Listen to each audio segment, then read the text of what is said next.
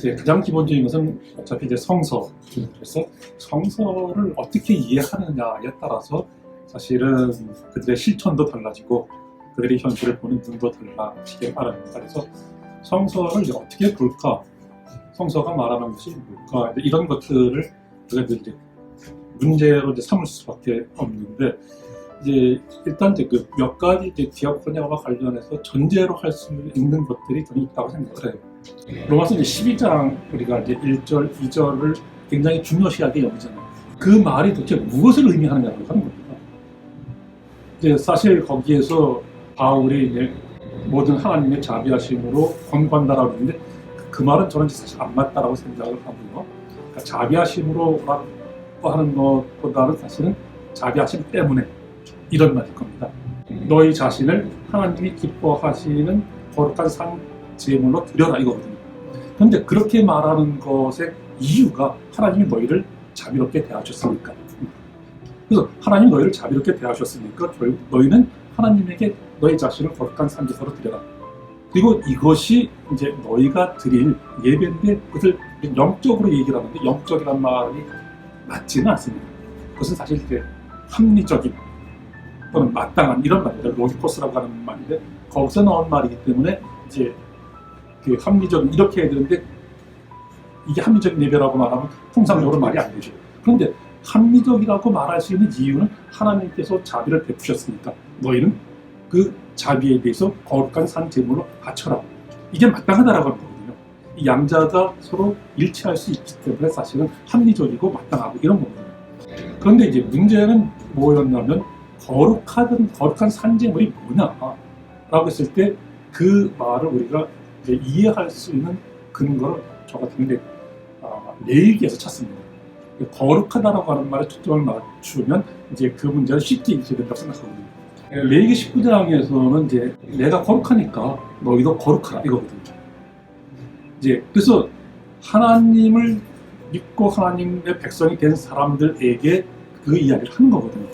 그런데 이제 이 이야기를 언제 하느냐면 이제 현재 성서를 갖고 생각하면 출애굽 이후에 그 얘기를 합니다. 출애굽은 다른 게 아니라 하나님의 은총으로 해방되었다라고 하는 거거든요.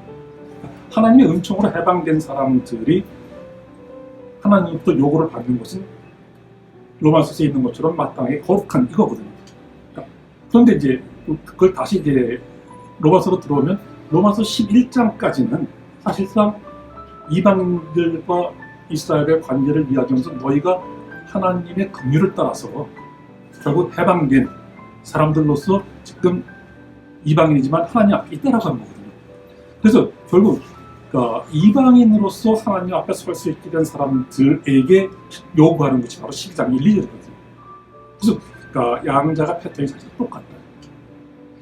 해방된 이스라엘에게 거룩한 삶을 요구하는 거나 해방된 이방인들에게 거룩하라고 요구하는 거나 사실은 같다. 그래서 사실 이렇게 그 바울은 사고하는 틀이 사실은 그러니까 구약의 전통적인 것과 조금도 다르지 않습니다. 그러니까 동일한 것을 요구하는데 거룩하다라고 했을 때 거룩성, 이것은 사랑이라고 하는 것과 같다라고 했는데 그것은 실질적으로 사실 레위기 19장이 이야기하는 거거든요.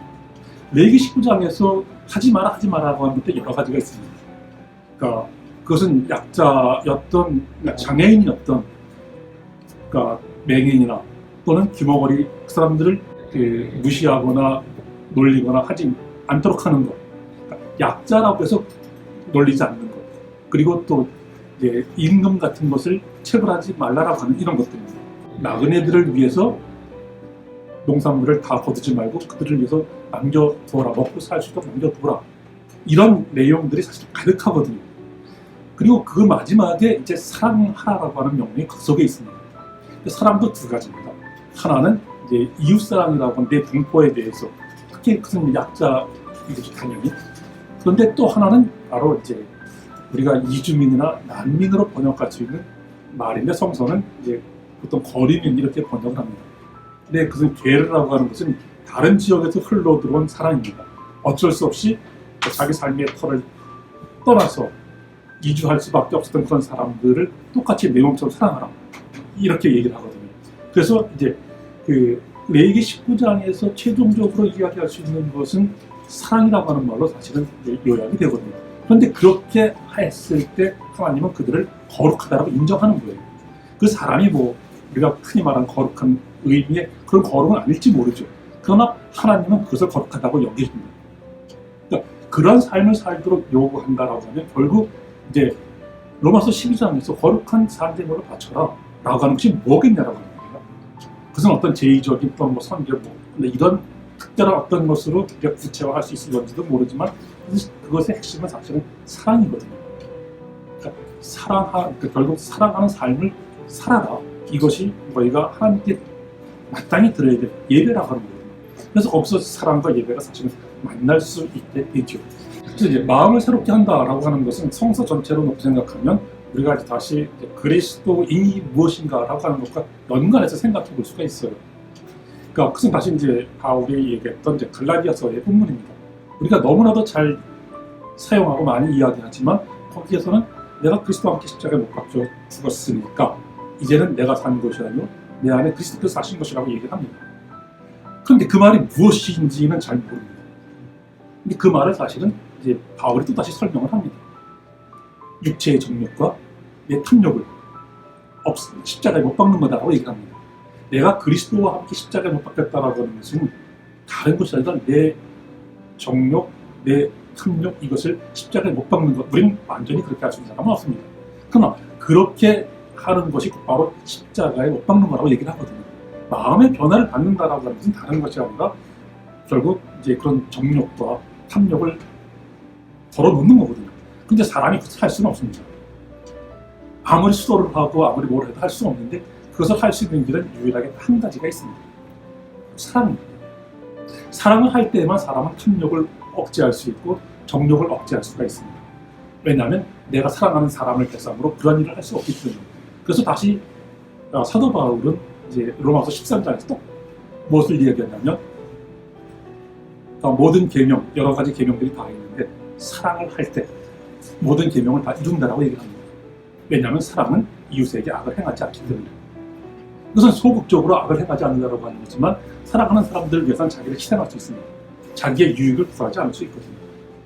그 사람을 향해서 악을 생각하지 않습니다. 그 사람이 불의를 당하는 것을 용납할 수 없거든요. 이런 것들이 전부 다 사실은 디아코니아적인 행동으로 귀결될 수밖에 없거든요. 성서가 이야기하는 것이 뭐냐라고 하는 겁니까? 결국 우리의 삶을 이렇게 바꿔가는 것, 사랑의 삶으로 바꿔가는 것이 성서가 처음부터 끝까지 원하는 것이라고 저는 이제 말할 수가 있을 것 같거든요. 그래서 거룩이라고 하는 것은 사랑과 분리되지 않는 사랑의 삶을 하나님은 거룩하다라고 인정을 해주는 겁니다.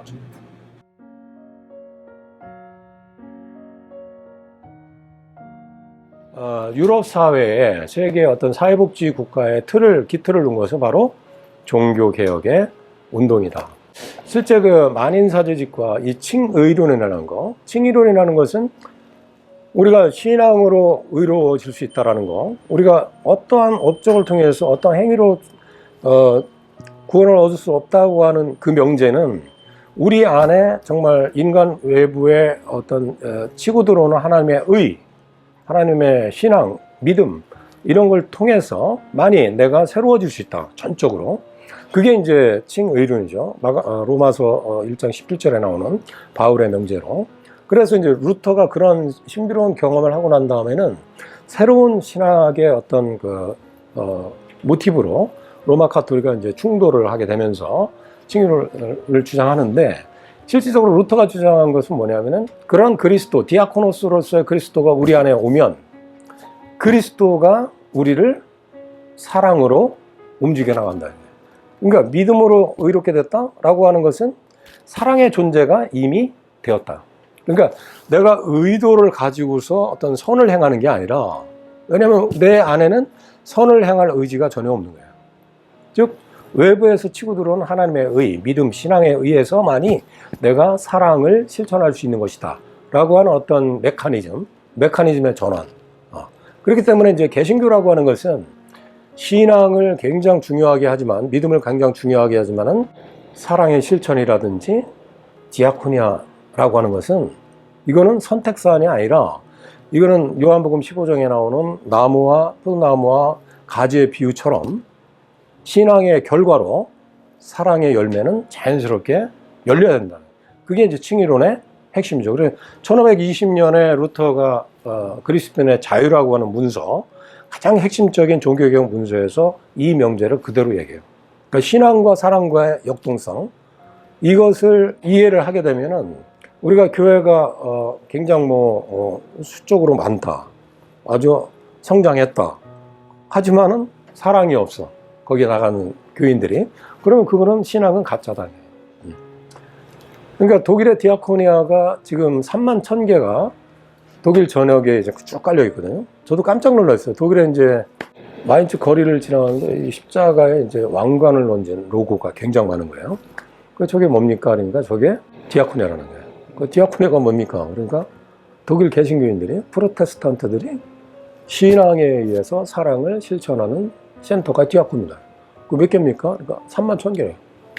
교회는 18,000개인데 디아코니아는 31,000개. 저희가 이제 지금 난민 사역을 하고 있는 것도 2년 전에 이제 예멘에서 난민들이 500명 왔잖아요. 근데 조용한 거예요. 정부도 그렇고 지자체도 그렇고 교회마저. 교회는 또 맨 앞에 나와서 추방해야 된다고 75만 명이 막 난리치지. 그건 아닌데. 그러면서 우리가 이제 개입을 하게 됐는데 지금까지도 정부가 지자체가 관심 없어요. 희한한 나라예요. 그리고 교회도 마찬가지예요. 교회도 작은 교회들은 뭐 안타까워가지고 막 하는데 큰 교회는 뭐 난민, 이슬람 제껴놓는데 희한해요. 근데 독일 같은 경우는 이 디아코니아가 개신교인들이 난민이 140만 명이거든. 유럽에서 가장 그 난민을 수용하는 나라가 독일인데 독일 디아코니아가 딱 기다리고 있다가 난민들 어서 오라고. 그거 지금 100만 명을 5년 전에 100만 명을 수용했거든요. 90만 명을. 제가 이제 그때 방문했을 때 2015년에 여름에 방문했는데 그때 난민 러시가 그 독일로 막 왔어요. 그때 90만 명을 수용하는데 대단하더라고요. 근데 그게 준비 안 됐으면 그게 되겠어요? 근데 준비했다가 이 사람들은 그걸 해내더라고요. 140만 명을 지금 독일의 개신교의 디아코니아하고 카톨릭의 카리타스가 그걸 커버를 하고 있는 거예요. 그러니까 이런 현상, 그러니까 하루에 한 1,000만 명 정도나 되는 사회적 약자를 독일의 디아코니아가 31,000개 되는 그 센터에서 장애인들 있죠, 뭐 성소수자 있지, 뭐 요새 또 성소수자 문제, 한국교회 뜨거운 이슈인데, 하여튼 온갖 핸디캡이 있는 그런 사회적 약자, 이웃에 대해서 그런 체계적인 그런 도움 행동을 하고 있다. 그리고 이제 국내뿐만 아니라 국외로도 어떤 기근이나 전쟁이나 어떤 환경 재난 뭐 이런 부분도 에큐메니칼 디아코니아 측면에서 독일 개신교인들이 열심히 그런 그 활동을 하는 것을 보고서 저는 그때 깜짝 놀랐어요. 지금까지 이제 난민 사역을 하면서 우리가 부족하지만은 그래도 끊임없이 이것이 가능했던 것은 우리를 바라보는 그 후원자들이 있어요. 이분들이 저기는 진짜 뭔가 하는구나, 그리고 투명하구나, 그 일을 계속 하구나, 이런 것들이 계속 검증되고 그분들도 우리를 신뢰하고 서로에, 그러고 이제 우리가 도움을 주는 난민들도 우리를 신뢰하고, 그리고 이 자체가 굉장히 디아코니아적인 운동으로서 전에 내가 이제 민관협력에서 했을 때하고는 상당히 비교되는 지점이다. 그리고 민관협력으로 했을 때는 미등록, 소위 말하는 불법이라고 하는 이주노동자들은 우리가 관여를 하면 안 되고 할 수 있는 예산도 없고, 근데 여기는 우리는 주로 이제 그때 안 하던 난민이나 미등록이나 그게 우리 주 대상입니다.